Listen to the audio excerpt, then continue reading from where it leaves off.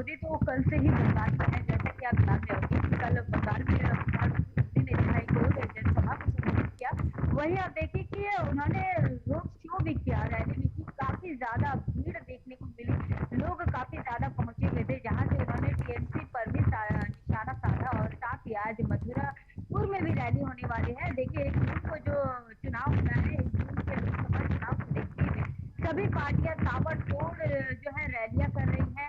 जनसभा को संबोधित करना हो या फिर आप देखिए कि बीजेपी भी पूरे दमखम के साथ रैलियां प्रचार प्रसार लगातार कर रही है, क्योंकि कल शाम के बाद से जो है कि शाम के बाद फिर जाकर जो प्रचार है वो रुक जाएगा, जिसके बाद 1 तारीख को देखिए चुनाव होना है। तो इसके पहले ही सभी पार्टियां चुनाव प्रचार प्रसार कर रही हैं और आज देखिए कि पीएम मोदी मथुरापुर जाएंगे, जहां एक बार फिर हम देखेंगे कि पीएम मोदी किस तरह से टीएमसी पर बार बार निशाने साधेंगे। आप देखिए जी। कि कल किस तरह से पीएम मोदी ने रोड शो से पहले पश्चिम बंगाल में जब जादवपुर में जनसभा को संबोधित कर रहे थे, उस दौरान उन्होंने टीएमसी पर जमकर हमला बोला। उन्होंने कहा कि बिल्कुल। टीएमसी सिर्फ अपने बैंक के लिए काम करती है, वो बंगाल के युवाओं के लिए कुछ नहीं कर रही है। टीएमसी बंगाल की जनता को गरीब और पिछड़ा बनाए रखना चाहती है। और साथ ही देखिए कि पीएम मोदी ने साफ कहा कि सीएए तो लागू होकर ही रहेगा, चाहे ममता बनर्जी कुछ भी कह ले। लेकिन वहीं आप देखिए कि कल जब मुख्यमंत्री ममता बनर्जी की जब रैली जी। थी, उसमें भी सैकड़ों की संख्या में लोग पहुंचे हुए थे। और आप देखिए कि टीएमसी साफ कह रही है कि किसी कुछ भी हो जाए, बीजेपी को वोट ना दिया जाए। बीजेपी को अगर आप वोट देते हैं